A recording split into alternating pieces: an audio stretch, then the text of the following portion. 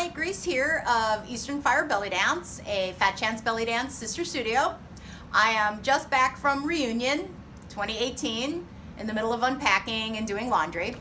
And while I was there, I got to take some really great sword classes from the amazing Melody Bastillos of Salt Lake City Tribal. So if you get a chance, definitely look her up. I love her.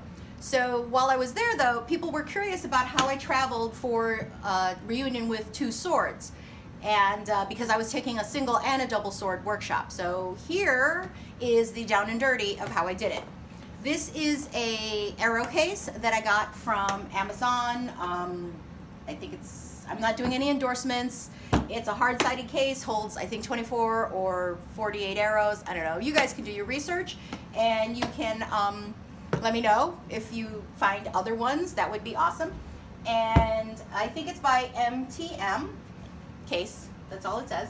They were about $26 at Amazon. So I got the case and I measured my sword against the size of the case and I knew it would fit inside the sword, inside the case, okay? So it opens up like a taco, all right? So there are a couple of things that, other tips that I got from dancers across various boards, across various Facebook groups. So this is not anything original, so I thank them for helping me as well.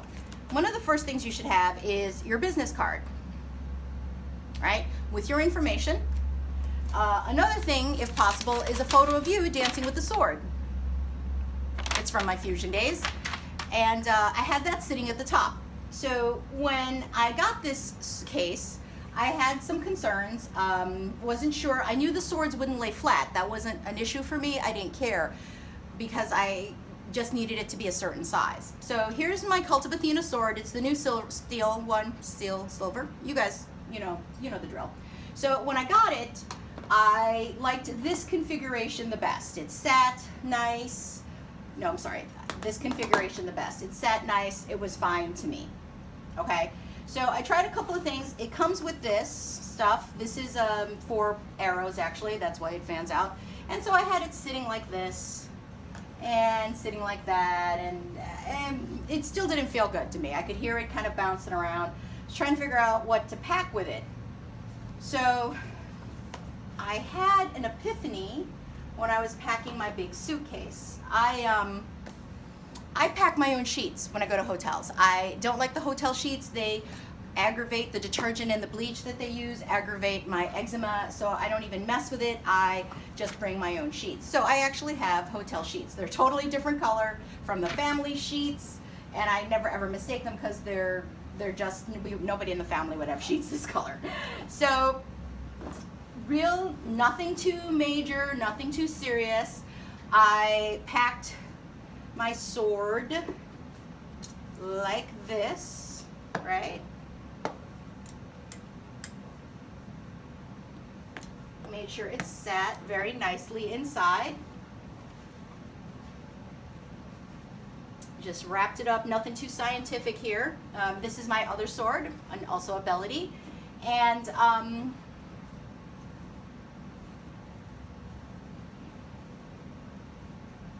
shoved the sheets in.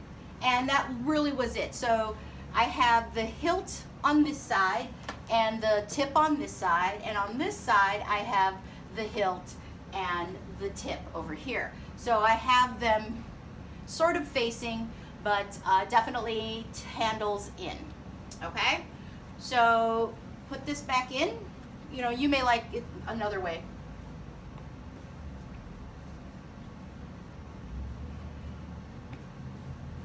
And then put my paperwork in there.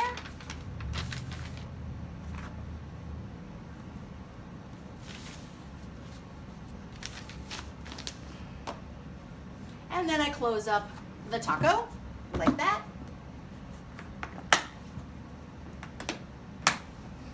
And there you go. It was that simple.